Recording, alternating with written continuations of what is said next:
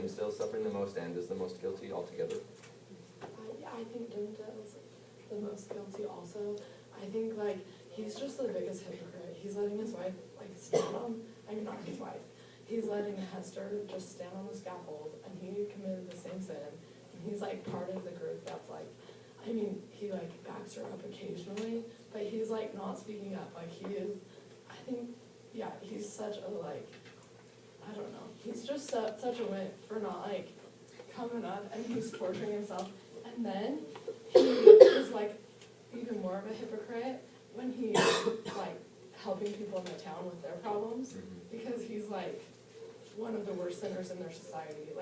Like it's considered so bad what he did. I definitely agree with that, and I think that part of the reason why he doesn't stand up for Hester is partly because he's afraid of the crowd and what will happen to him with his reputation, but also I think he's very afraid of his beliefs, because he has a belief in a higher being or a god, and he believes that he's going to be severely punished, and so he's trying to inflict this punishment on himself instead of being honest with himself and repenting to his God. I'm not defending Dimmesdale, but I do think that his intentions are better than just fear. I think there is a fear, but I think he really feels a sense of duty towards the people in his society who look up to him so much. He has so much pressure on him that he feels like he can't admit his sin because he has this duty to make them feel better about their sins, to make them feel better about their eternal worth. Here, here.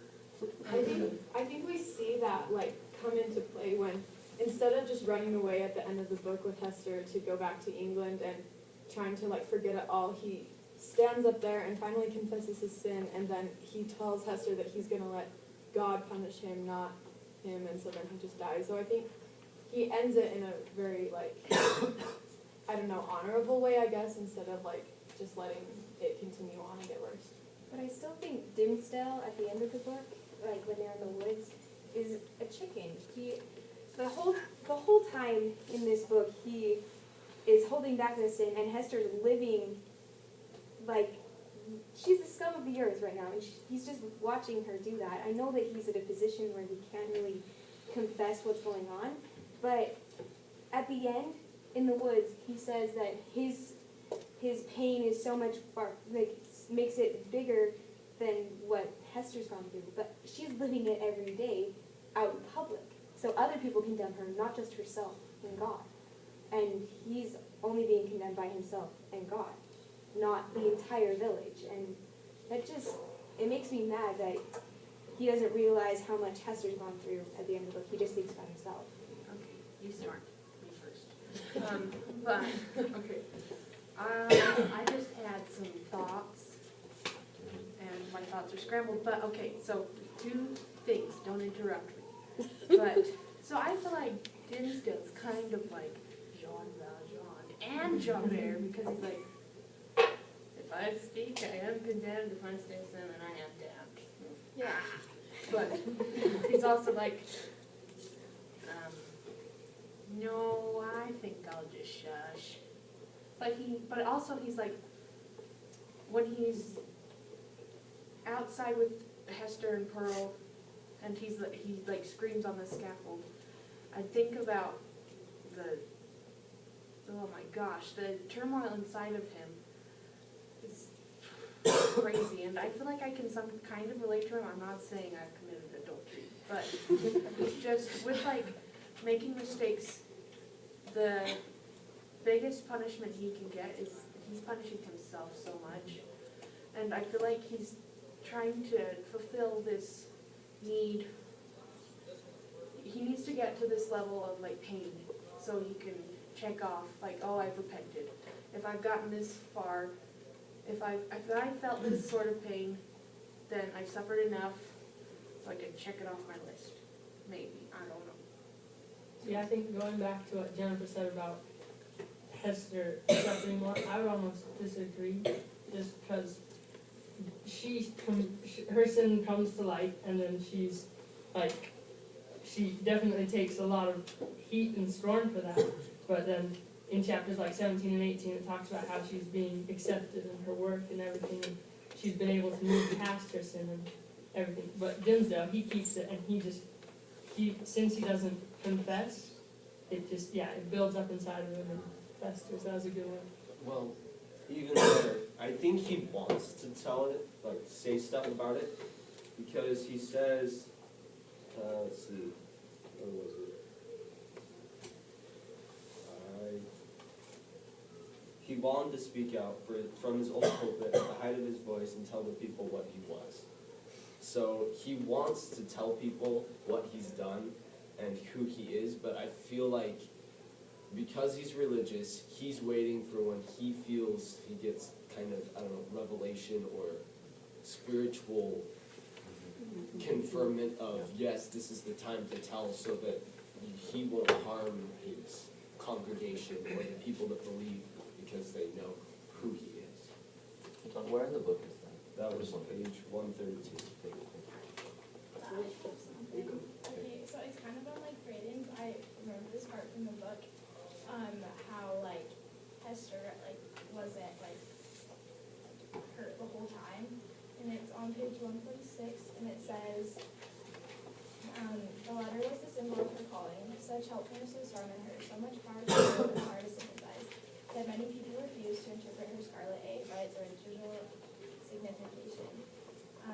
They said that it meant able. So strong was Esther Quinn with a woman's strength. And I think that just like, I don't know, like that made me like respect Hester so much more because she's like been through so much. And then like to have other people think that she isn't like feeling it like that. That was really cool. Going off from that, so like you said at the beginning, or like at the beginning of the book, the Scarlet Letter symbolizes like adultery and something to be like hated and feared, like, or not feared, but like scorned against. And so I'm wondering, what do you guys all think like the Scarlet Letter comes to symbolize at the end, other than Abel? Because like towards the end, it talks about how when she comes back to New England, she's still wearing the letter, even though it's like decades after this whole incident. So I'm just wondering, what's everyone's opinion on that? Oh, I can go, sorry, I'm talking a lot. But like, so when they're in the woods and Hester actually takes off the letter, I don't know, does anyone know what chapter that is? 17. 17? Pearl like freaks out at Hester and she's like having a tantrum and won't come over.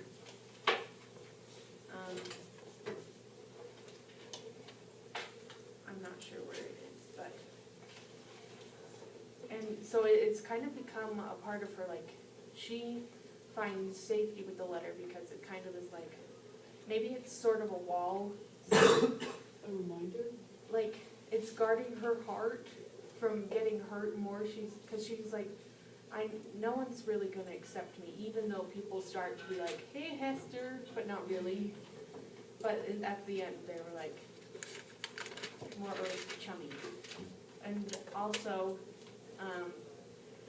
on page 175, Dimmesdale asks, Hester, said he, hast thou found peace? She smiled drearily, looking down upon her bosom. Hast thou? So, in a way, she has found peace, and she's come to terms with what she's done, but she keeps it as like I think she keeps the Scarlet Letter on as a protecting badge.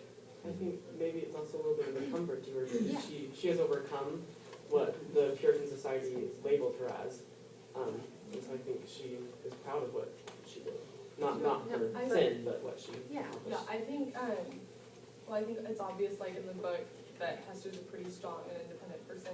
And so I think, like, for me, that she, like, still wears it, it's just kind of like a representative of, like, yeah, this is what I've overcome, and this is, like, what I've been through, but what I'm like, willing to still wear it because it's, like, representative of how strong I've been to be able to overcome it. Kind and of move on. defines her Yeah. at this point. Yeah, and for her, it's more of like, I feel like at first how it's kind of scored, by the end, I feel like she's kind of like almost proud of it because it's like, this is what I've been able to overcome and now people don't see me this way anymore.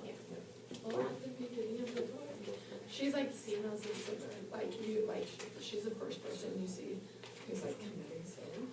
And I think Hawthorne's trying to like tell us that at the end of the book, she's like faced her shame.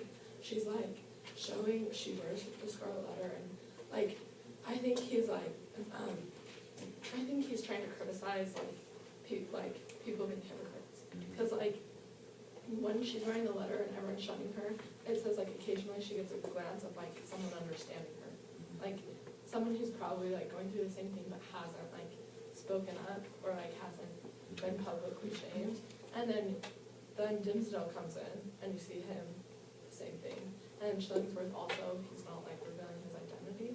So I think like, yeah, Hester's like the sinner, but like in the end, no one thinks of Hester as a sinner.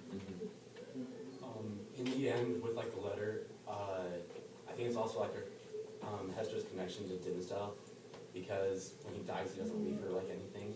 And the one thing that townspeople connect her and Dimsdale with is the Scarlet Letter. So I think like after he's gone, it's kind of like, it's become like a legend, and that's like her only like memory of him.